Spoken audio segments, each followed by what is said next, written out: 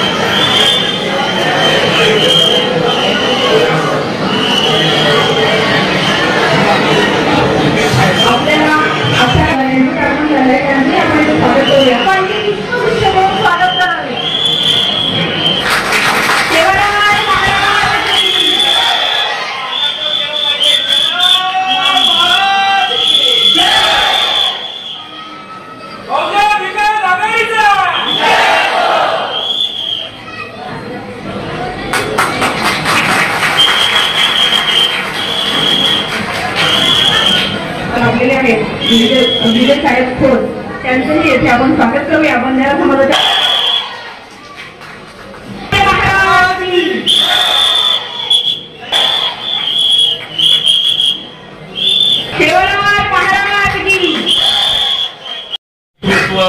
हे लोकांसाठी काम करणारं आहे आणि तुमच्या प्रश्नासाठी उभं राहणार आहे। त्यांच्या मागे सेवालाल महाराजांनी आपल्याला शिकवलं, जाणजोत सांडजोत पचच माणजोत। म्हणजे याचा अर्थ असा आहे की जो तुम्ही जाणा, विचार करा आणि त्यांचा आलेख तपासा आणि नंतर त्यांच्या मागे जा। तर आप्पांचा आलेख तपासण्याची काही गरज नाही आम्हाला। आप्पांनी सगळं म्हणजे लोकांसाठीच केलेलं आहे आणि विकासाचे मार्ग खुले केलेले आहेत। त्याच्यामुळे आमचा समाज या आप्पांच्या पाठीमागे ठामपणे उभा राहणार।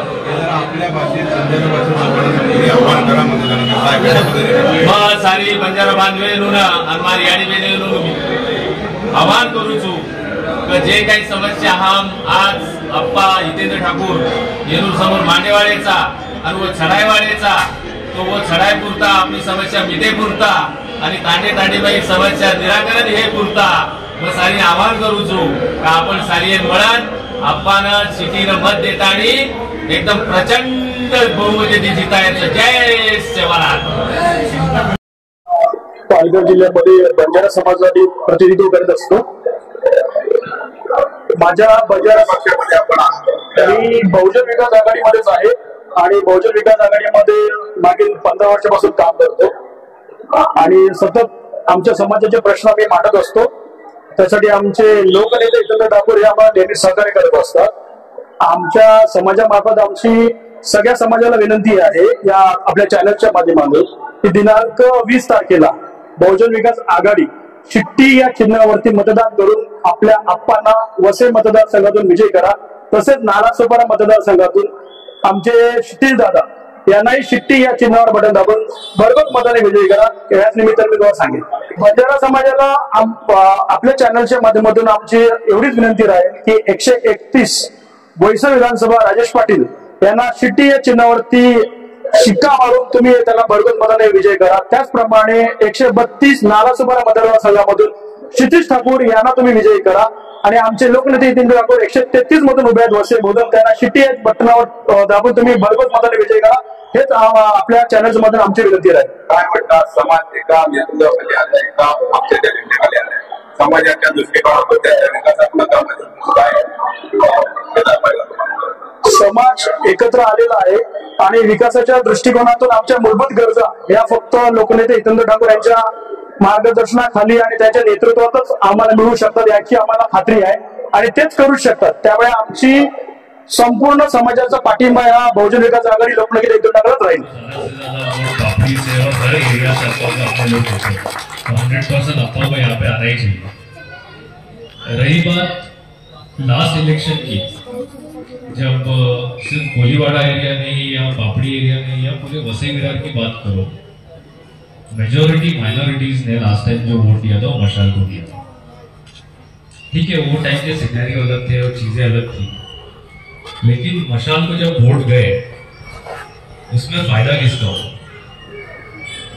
जो हमारे पार्टी के वोट थे, अगर जो देखा जाए तो माइनॉरिटीज खास करके कैथलिक्स और मुस्लिम के, हमारे वोट डिवाइड हुए।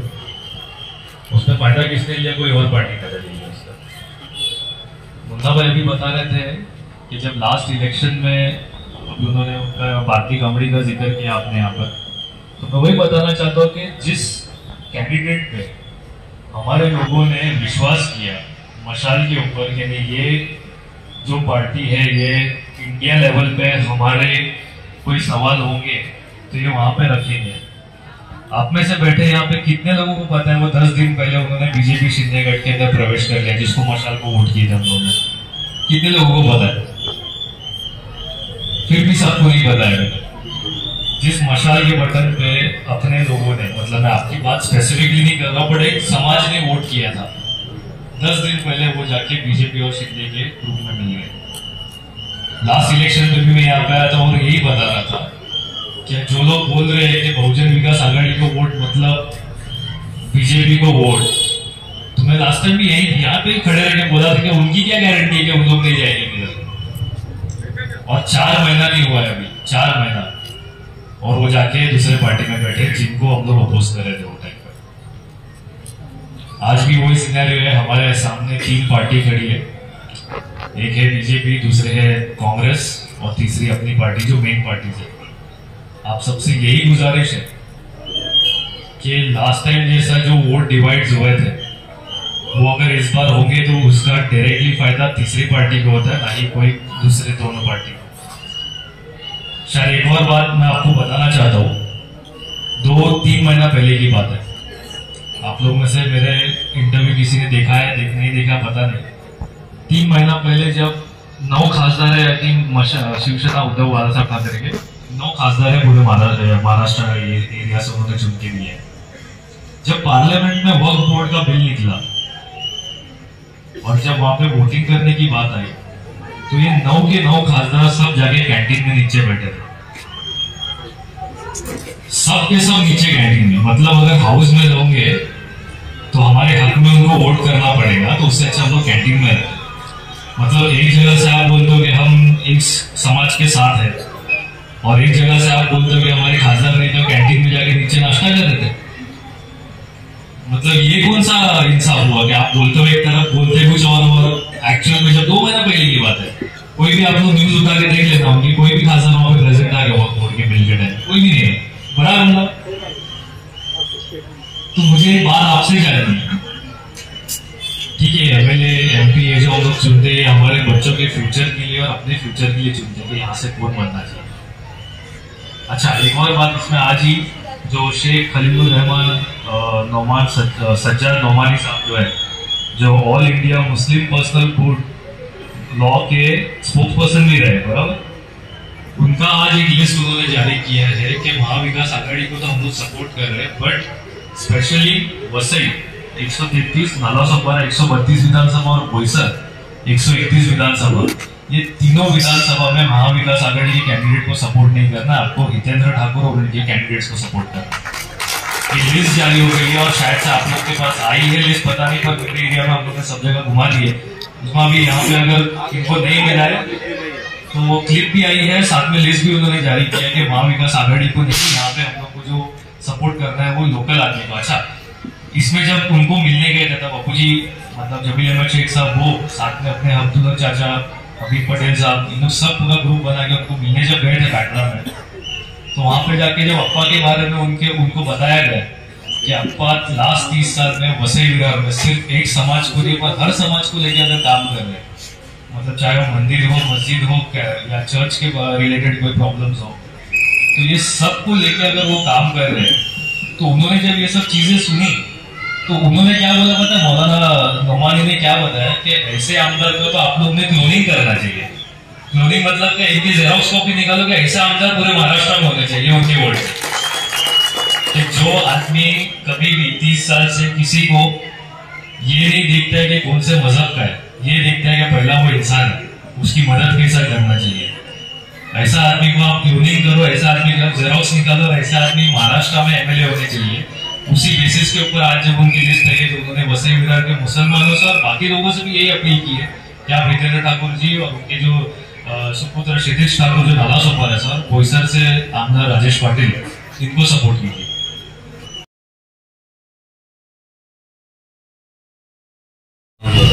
दोस्त, अहबाब और मेमन फैमिली, अस्सलाम वालेकुम। सामने बैठे मेरे बुजुर्गों, दोस्तों, माँ बहनों, जैसा कि मुंसिफ ने बताया कि जिला परिषद उर्दू स्कूल 5वीं तक हम लोगों ने यहाँ पे तालीम हासिल की और इस स्कूल को यूसुफ सेठ फैमिली ने बच्चों के खातिर उन्होंने इस स्कूल को दिया था और सालों साल यहाँ पे तालीम होती रही और आज जो कुछ भी हम बने हैं इसी स्कूल, इसी जमीन के बदौलत बने हैं। अभी जितने भी मेरे सीनियर से मेरे साथी हैं, रफीक ने बताया इलेक्शन के बारे में, कल हम लोग मीटिंग के अंदर थे, वहाँ पे बेलहार में हाजी गनी भाई से लेके सभी लोग हाजिर थे वहाँ पे।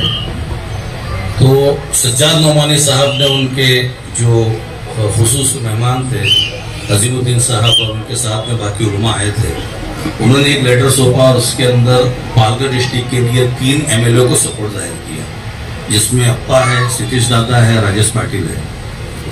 मैं ज्यादा कुछ नहीं बोलूंगा, इतना ही कहूंगा कि कल मैंने अप्पा के बारे में, ये अप्पा ने खुद मेरे बारे में ये कहा कि जमील मेरा कॉलेज का फ्रेंड है, 35 साल तक मैं बोला अप्पा के साथ में रहा हूँ। तो अप्पा ने आगे बढ़ के बोला 45 साल जमील अपने साथ में हुए हैं।